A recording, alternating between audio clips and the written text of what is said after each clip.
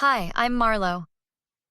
At 72, I thought I'd be spending my golden years watching the sunset from the porch of my family ranch. 300 acres of prime Montana land that had been in my family for generations. That was before my only daughter, Elaine, convinced me to add her name to the deed for estate planning purposes. Mom, you're not getting any younger, Elaine said, sitting across from me at my kitchen table. Her husband, Greg, nodded beside her. If anything happens to you, there could be probate issues, taxes. It's just smart planning. I don't know, sweetheart. This ranch is everything to me, I replied, running my fingers over the worn wood of the table my late husband had built.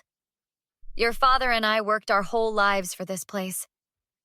That's exactly why we need to protect it. Elaine leaned forward, her voice softening. Dad would want us to be practical about this. Remember how he always said plan ahead? She's right, Marlo. My neighbor and best friend Vivian chimed in. She'd stopped by with her famous apple pie. My sister didn't do any planning and her kids paid the price when she passed. See?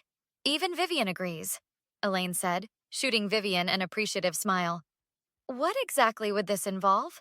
I asked, still hesitant. Greg cleared his throat. Just adding Elaine as a joint owner. Nothing changes day to day. You still own the ranch, live here, make all the decisions. It's just paperwork that saves headaches later. And you're sure this is necessary? I looked at my son-in-law, who worked at an investment firm in the city. He always seemed to know about these things. Absolutely, Greg nodded firmly. We see families torn apart by these issues all the time. Trust me, this is the right move. Well, I suppose if it's just paperwork, I conceded. 2 months later, I was having coffee with Vivian when my phone rang. It was Russell, who owned the general store in town. Marlo, is it true you're selling the ranch? Russell's voice crackled through the speaker. What? No, of course not, I laughed, though something cold settled in my stomach. Well, there's a listing online. Darcy just showed it to me. $3 million for the Montgomery Ranch. Has your name and Elaine's on the ownership papers? My cup clattered to the table. That's impossible. I'm looking at it right now, Marlo. Says exclusive listing with Valley Prime Realty. Vivian's eyes widened as she watched my face. What is it? Russell, I need to call you back. I hung up and immediately dialed Elaine, straight to voicemail. What's happening? Vivian asked, reaching for my trembling hand. Apparently my ranch is for sale, I whispered. But I didn't. Oh, Marlo. Vivian's face fell. She couldn't have. My phone rang again. It was my banker, Thomas. Marlo, I'm glad I caught you. There's been a large transfer from the ranch sale proceeds account. I wanted to confirm you authorized it. The what? My voice didn't sound like my own. The proceeds from the Montgomery Ranch sale. $3 million was deposited yesterday, and today nearly all of it was transferred to an account in Elaine and Greg's names. They left $16,000 in your account. The room started to spin. Thomas, I never sold my ranch. There was a long pause. The paperwork says otherwise, Marlo. It has your signature. This is forged, I insisted, pointing at the signature on the sale documents Thomas had printed for me. We sat in his office at First Montana Bank the following morning. I never signed this. Thomas adjusted his glasses. The notary stamp is real, Marlo.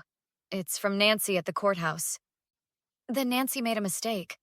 Or worse. I felt my hands trembling. Let's call her, Thomas suggested, reaching for his phone. 10 minutes later, Nancy's voice filled the speakerphone. Of course I remember. Elaine brought you in to sign those papers about 3 weeks ago. You seemed a bit confused, but Elaine explained you weren't feeling well that day.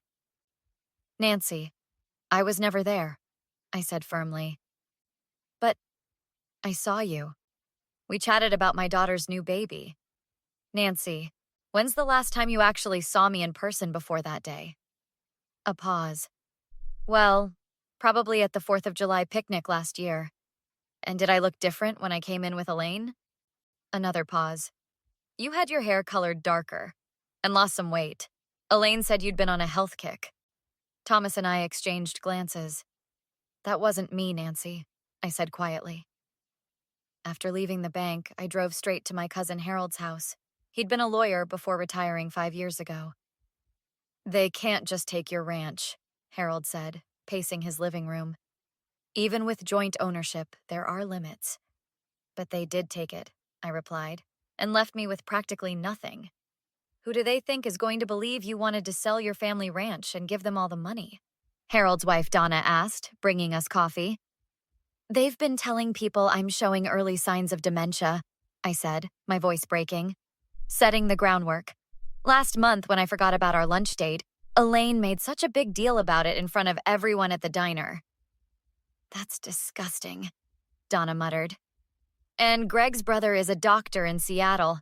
I bet they got him to write something up, Harold added. What am I going to do? I asked. The new owners take possession next week. We fight, Harold said firmly. I'm calling Marianne Phillips, best elder law attorney in the state. The next day, we met with Marianne in her office. Her sharp eyes missed nothing as she reviewed the documents. This is elder abuse, plain and simple, she said. Financial exploitation is a felony in this state. But can we prove it? I asked. We need to establish that you were not present for that notary signing, Marianne said. Where were you that day, March 18th? I thought hard. I had my monthly bridge game at the senior center. Perfect. Who else was there? Vivian, Patty Miller, and Ruth Gonzalez? And the center probably has sign-in records? Harold added. What about cameras? Donna suggested. The courthouse has security cameras in the lobby.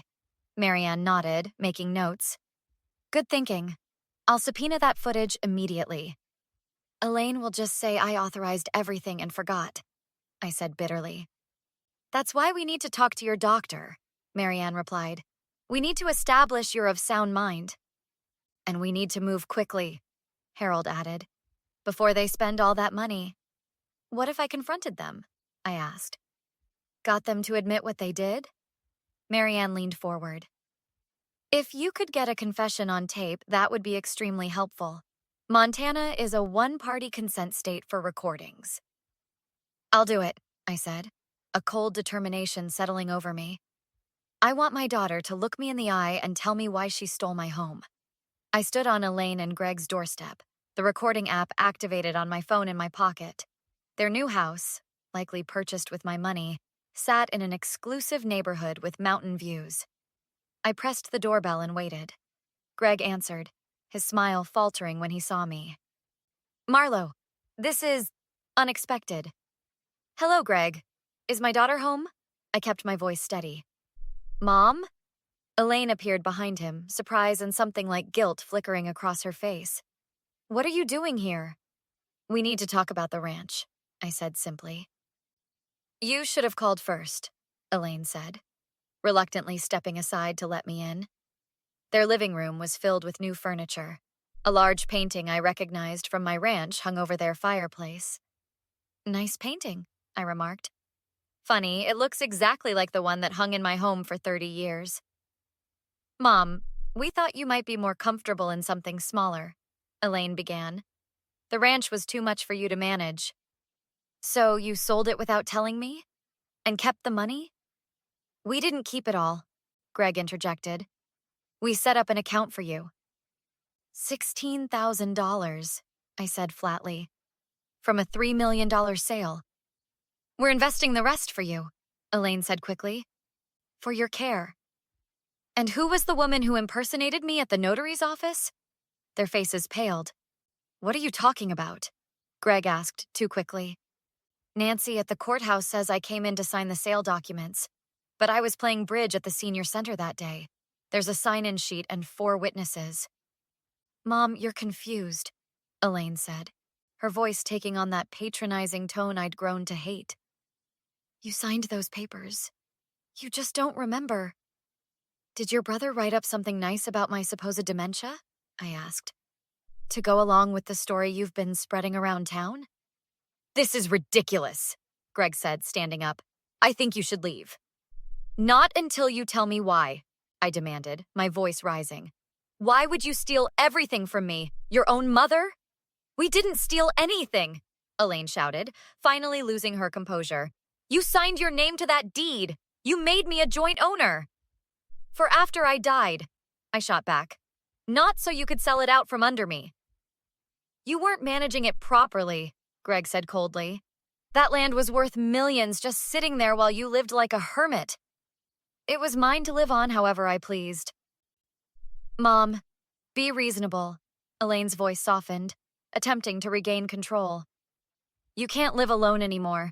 We're looking at some really nice assisted living facilities. I'm 72, not 92. There's nothing wrong with me.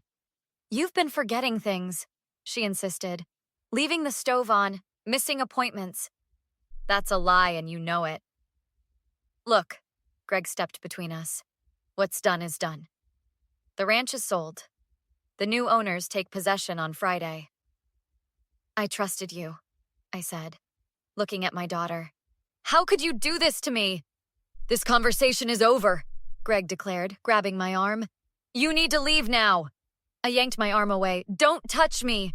Get out, he shouted, his face reddening. Get out before I call the police and tell them you're trespassing. Go ahead, I challenged. I'd love to tell them how you forged my signature and stole my property. Greg lunged forward, grabbing both my arms and pushing me toward the door. I said, get out, you crazy old woman! Let go of me! I yelled as pain shot through my shoulder. Greg, stop! Elaine cried, but it was too late. He shoved me onto the porch where I lost my balance and fell, my hip hitting the concrete steps with a sickening crack. The recording is damning, Marianne said, sitting beside my hospital bed. Greg admits the land was yours to live on. They discuss the forged signature, and then there's the assault captured perfectly on audio. And the security footage from the courthouse?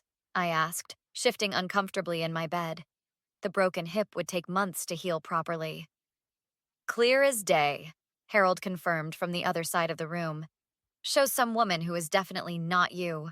The police have identified her as Greg's cousin from Billings. She's being charged too, Marianne added.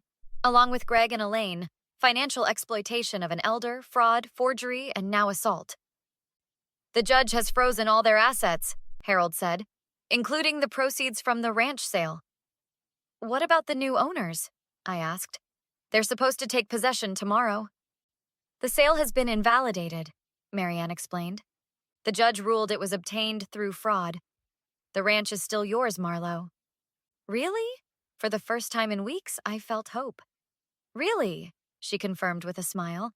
Though you'll need someone to help out while you recover. I've got that covered, Vivian said, walking in with a vase of wildflowers. The whole town's lined up to help. Nobody can believe what those two tried to pull. 3 weeks later, I was back at the ranch, using a walker to make my way onto the porch where Thomas from the bank had come to visit. The criminal case is proceeding, he informed me. But they've both accepted a plea deal. What kind of deal? I asked, lowering myself carefully into a rocking chair. Substantial prison time for Greg. 4 years minimum for the assault and fraud. 2 years for Elaine with probation after. Full restitution, of course.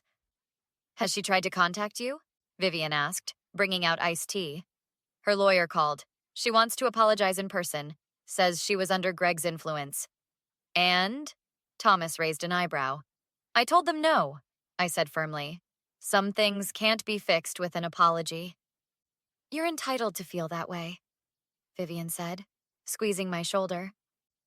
The irony is, I always planned to leave her the ranch in my will, I said, looking out over the rolling pastures that had been my home for 50 years.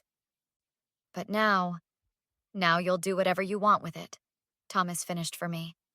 It's your property, your choice. Later that evening, as Vivian helped me get ready for bed, my phone rang. Unknown number. Hello? Mom? Elaine's voice, small and broken. Please don't hang up. I said nothing, just listened to her breathing. I know you won't forgive me. I don't deserve it, she continued. But I need you to know I'm sorry, so sorry. Is that all? I finally asked, my voice steady. I hoped maybe someday. No, I cut her off. There is no someday, Elaine. You tried to steal my home, my legacy. You lied about my mental state. You left me with nothing. I know. It was terrible. Unforgivable. Yes, I agreed. It was. Goodbye, Elaine. I hung up and handed the phone to Vivian. Are you okay? She asked gently. I will be, I replied, looking at the family photos on my nightstand. I removed Elaine's picture and placed it in a drawer. I have my home, my health, and friends who actually care about me. That's more than enough. What will you do with the ranch in the long run? Vivian asked. I'm thinking of turning part of it into a sanctuary for elderly people who've been victimized by their families, I said. Too many of us suffer in silence. That's a wonderful idea, Vivian smiled. A way to create something positive from all this pain. I nodded, gazing out my bedroom window at the starlit Montana sky. Would you believe me if I told you I feel freer now, knowing exactly where I stand? Have you ever wondered how many other elderly parents are being manipulated by their children right now? And how many of them will never see justice like I did?